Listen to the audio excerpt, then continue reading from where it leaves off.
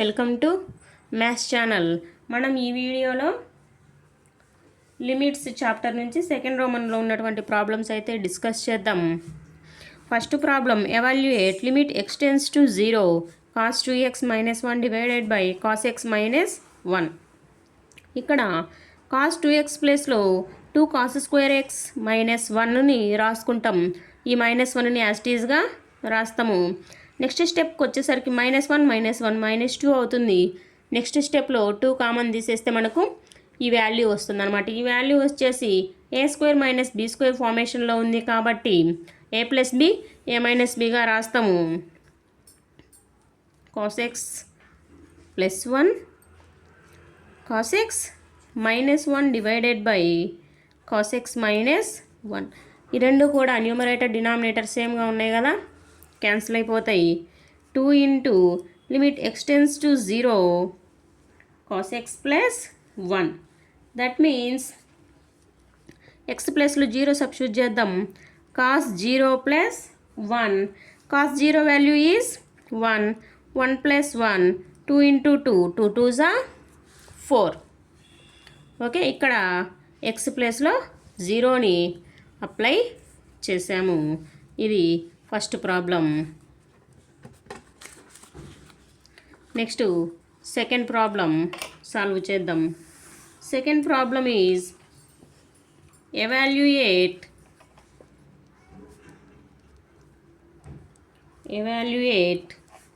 Limit x tends to 0 cosecant x - cot x. cosecant x - cot x. First మనం cosecant xను cot xను సైన్లు కాస్ట్లలో change చేద్దాం. 1/sin x - cot xని ఎలా రాస్తారు? cos x divided by sin x. రెండిటికి LCM find out చేద్దాం. LCM is sin x. 1 - cos x అవుతుంది న్యూమరేటర్లో. Limit x tends to 0 1 - cos xని sin xని sin x/2లలో చేంజ్ చేద్దాం. 1 - cos x అంటే 2 sin² x/2. sin xని కూడా ఎలా రాయొచ్చు? 2 sin x/2 cos x/2. ఇక్కడ ఒకటి క్యాన్సిల్ అవుతుంది కదా. లిమిట్ ఎక్స్టెన్స్ టు 0 2 2 కూడా క్యాన్సిల్ అవుతుంది. sin x/2 divided by cos x/2. sin x/2 cos x/2 ఏంటి? tan x/2. tan 0 divided by 2. ఇక్కడేంటి 0 అప్లై చేస్తున్నాం. tan 0 divided by 2. tan 0 0. Okay, ఏం చేసాము? సైన్ కాస్ట్లలోకి సింప్లెస్ట్ ఫార్ములాకి కన్వర్ట్ చేసుకొని యూజింగ్ ఫార్ములాస్ ఈ ప్రాబ్లమ్ని క్లియర్ చేసాము. ఇంపార్టెంట్, ఈ 2 ప్రాబ్లమ్స్ కూడా important problems. Next third problem చూద్దాం. Third one is find limit x tends to 0 f of x and limit x tends to 1 f of x.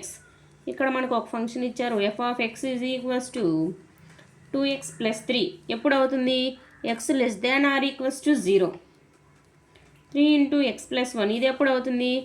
x greater దాన్ 0లో మనకు ఈ కండిషన్ అయితే వస్తుంది. First at x is equals to 0 చూద్దాం. ఓకేనా, x is equals to 0లో 0 minus ఉంటుంది, 0 plus ఉంటుందన్నమాట. Limit x tends to 0 minus.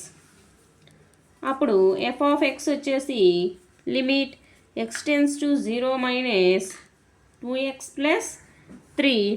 0 తీసుకుంటే ఇక్కడ మనకు వాల్యూ ఎంత వచ్చింది? 3. Next limit x tends to 0 plus అంటే ఎక్స్ గ్రేటర్ దాన్ 0 అన్నారు కదా, కాబట్టి ఇక్కడ మనకి ఏ ఫంక్షన్ వస్తుంది?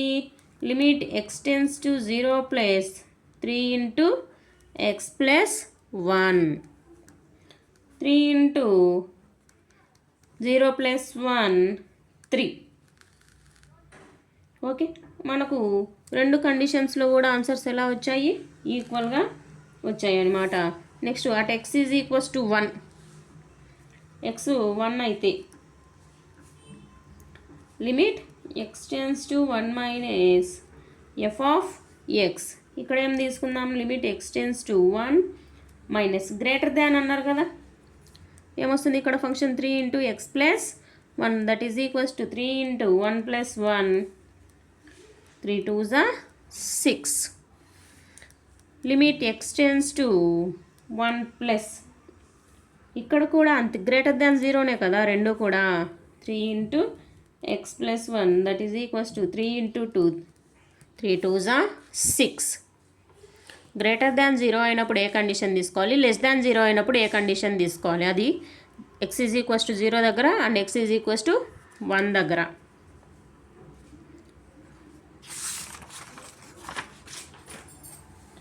Next fourth problem,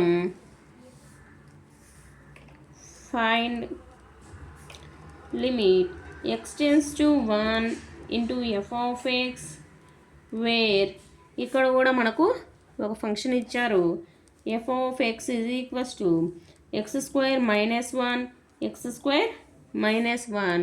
x square minus 1 ఎప్పుడు వస్తుంది, x less than or equals to 1, x greater than 1 అప్పుడు మైనస్ x స్క్వేర్ మైనస్ 1 దగ్గర వస్తుంది.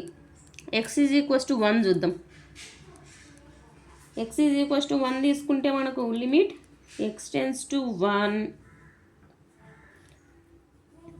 x స్క్వేర్ మైనస్ 1, అంటే ఇక్కడ మనం ఒకటి కంటే తక్కువ తీసుకుంటున్నాం కాబట్టి x less than or equals to 1 అంటే x square minus 1, 1 square minus 1, ఈ రెండు కూడా 1లోంచి 1 పోతే మనకి ఎంత వచ్చింది, 0 వచ్చిందనమాట. Next limit x tends to 1 plus తీసుకుందాం, 1 ప్లస్ తీసుకున్నప్పుడు ఏమవుతుంది, minus x square minus 1 minus 1 square minus 1, minus 1 minus 1 answer వచ్చేసి మైనస్ 2. ఇక్కడ LHS RHS రెండు కూడా ఎలా వచ్చాయి అంటే 1 మైనస్ 1 ప్లస్ రెండు కూడా డిఫరెంట్గా వచ్చాయి కదా, కాబట్టి limit x tends to 1 f of x does not exist, అంటే 1 దగ్గర ఎగ్జిస్ట్ అవ్వడం లేదు అని. ఏంటి ఆ ఫంక్షన్, ఆ పర్టికులర్ ఫంక్షన్ వచ్చేసి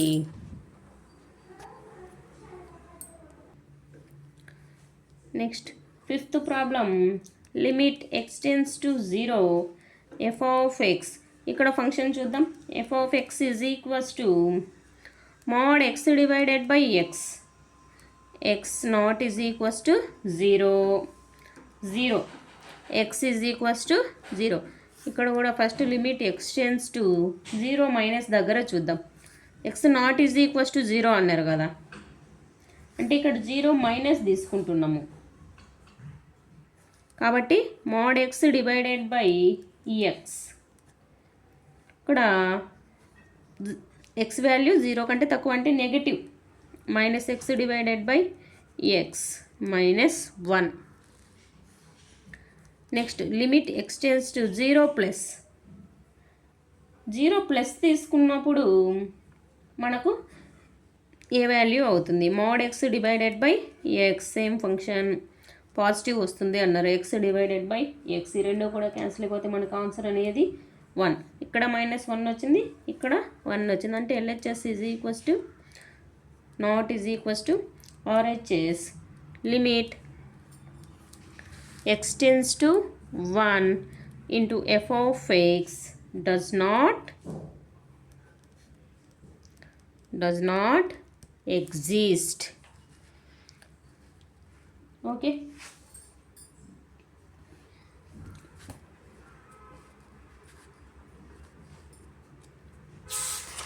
ఫైవ్ కదా. Next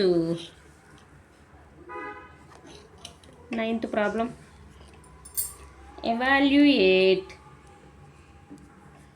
limit x tends to 3 x power 4 minus 81 divided by 2x square minus 5x minus 3.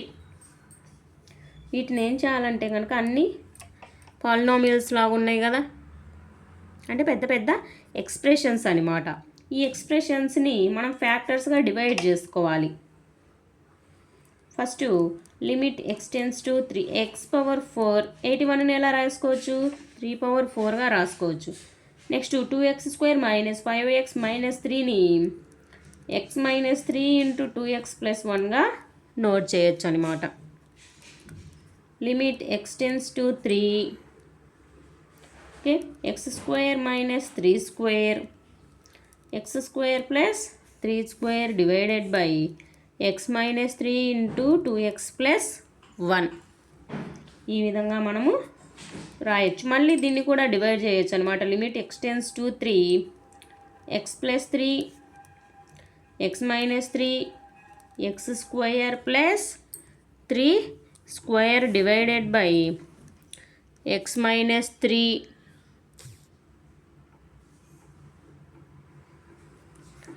2x plus 1. ఈ రెండు కూడా మనకు క్యాన్సిల్ అయిపోతాయి. Limit x tends to 3 remaining terms ఏంటి, x square plus 3 square divided by 2x plus 1. ఇప్పుడు 3 అంటున్నారు కదా, 3 substitute చేద్దాం. చేస్తే 3 plus 3 6 3 square 9 9 plus 9 18 2 3s are 6 6 plus 1 7 18 6 are 108 divided by 7. Okay, మనం రిమైనింగ్ ప్రాబ్లమ్స్ అన్నీ కూడా నెక్స్ట్ వీడియోలో డిస్కస్ చేద్దాం. Okay, bye.